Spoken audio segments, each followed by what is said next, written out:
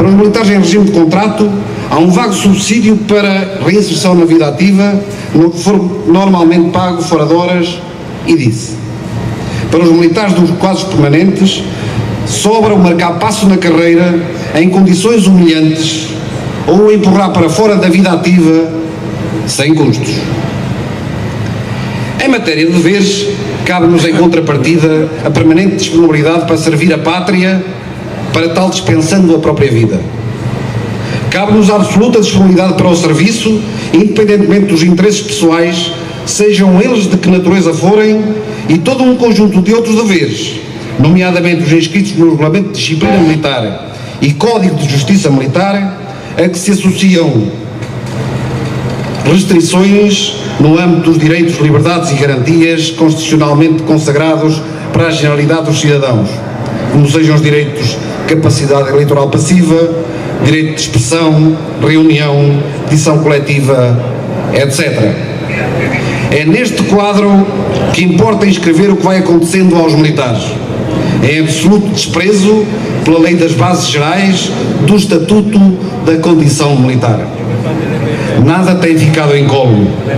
O congelamento e redução das remunerações, as reformas e a dupla penalização destas para cada vez mais militares, os cortes no subsídio de férias e Natal, a discriminação negativa no que se refere às progressões, a redução, mais uma, de efetivos, o congelamento das promoções e agora as promoções a conta-gotas e em condições que continuam a colidir com a especificidade das Forças Armadas, refiro-me aqui à remuneração no dia imediato à publicação em Diário da República, o decorrente prejuízo dos fluxos de carreira, as questões relacionadas com a assistência da doença aos militares e com o Instituto da Ação Social das Forças Armadas, que se vão degradando mais e mais e que de uma discriminação positiva a que a lei obriga, se pretende evoluir para uma situação em que teremos que pagar mais do que recebemos.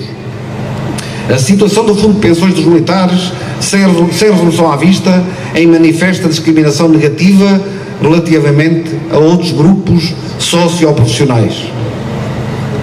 O cálculo da pensão de reforma para os militares mais jovens, que se situarão em inacreditáveis valores se nada for feito para alterar o quadro legal que, uma vez mais, distingue pela negativa quem serve às Forças Armadas. O incumprimento do regulamento de incentivos no que concerne aos militares em regime de voluntariado e contrato. Os estabelecimentos militares de ensino, etc., etc. Sobre todas e cada uma destas matérias temos vindo a pronunciar-nos. Mas porque, mais atual, deixem-me aqui denunciar o que se passa com as promoções.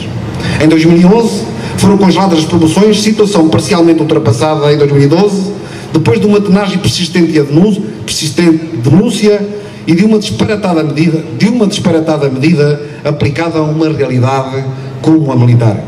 Hoje, por via de um manhoso expediente, reabilitou-se o congelamento. Em nome de uma alegada alteração da estrutura superior da Defesa Nacional, a sua concretização tem vindo a ser postergada, não sendo abusivo prever que poderão vir a ser atiradas para um qualquer trimestre lá para o fim do ano. Subterfúgio que permitirá fazer cumprir a cega e obsessiva intenção do seu Ministro da Defesa Nacional de reduzir mais ainda a despesa com pessoal. A verdade é que caminhamos para o fim de março e ainda não se verificou a alteração da situação. Entretanto, os militares ocupam os cargos na estrutura, assumindo as correspondentes responsabilidades, sem que se verifique a indispensável e justa contrapartida de posto e remuneração, circunstância que concorre para o já elevado grau de desmotivação existente, com implicações no funcionamento de uma estrutura altamente hierarquizada, como são as Forças Armadas, aditando ainda mais perturbações na indispensável coesão, esteio e cimento agregador do espírito militar. A dor já nos vai atingindo a alma. Não só por, tal como aos nossos concidadãos, sermos alvo de uma permanente investida aos nossos direitos de cidadania, mas também porque, como militares, olhamos para o que os poderes vão fazendo e se preparam para levar por diante se não lhes for atalhado o caminho. E não queremos assistir impávidos e serenos à aniquilação das Forças Armadas, garante da soberania e independência que ainda sobra uma pátria ameaçada e que um dia juramos defender. e fere-nos os ouvidos quando tudo o que vão fazendo, a nós e aos nossos concidadãos, o fazem em nome da democracia. Porque, podendo afirmar-nos como legítimos depositários do sonho que alguns bravos e corajosos militares acalentaram, quando há cerca de 39 anos quiseram a democracia para este país, definitivamente recusamos que se ouse, num permanente despropósito, colar todo o mal que se vai construindo à sombra de uma palavra com a nobre dimensão que democracia encerra. O termo democracia é de origem grega e quer dizer poder do povo.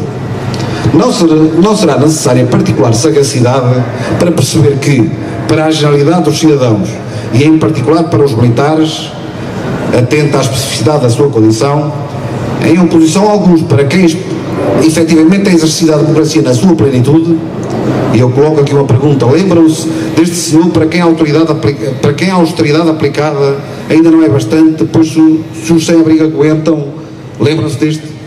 Pois, como dizia, em oposição a alguns, como este senhor, o que vem sendo colocado na prática não é de todo democracia. As palavras que mais se ouvem e escrevem para qualificar a situação passam pela extorsão, esbulho, confisco, dilapidação, injustiça, iniquidade e outras que o sentimento geral vai expressando e que obviamente são diametralmente opostas ao exercício do poder em nome das e para as pessoas. Porventura, cleptocracia, como cada vez mais se vai ouvindo, seja o termo mais adequado à trágica realidade que nos vai sendo imposta, um significativo termo, despido da nobreza que a democracia consigo transporta e ao qual se adequa a comum caracterização do que nos vai acontecendo. E é neste contexto que se vão sucedendo as investidas contra os militares e as Forças Armadas, sendo que nas particulares condições em que se verifica o exercício da nossa atividade, as medidas que afetam a todos, aplicadas de modo cego, sem entender a especificidade da realidade militar, acabam por ter repercussões maiores ainda, afrontando a nossa dignidade, vilipendiando a nossa condição, menorizando-nos perante os nossos concidadãos. Uma humilhação. Viva Portugal! Viva as Forças Armadas! Viva os militares! Viva!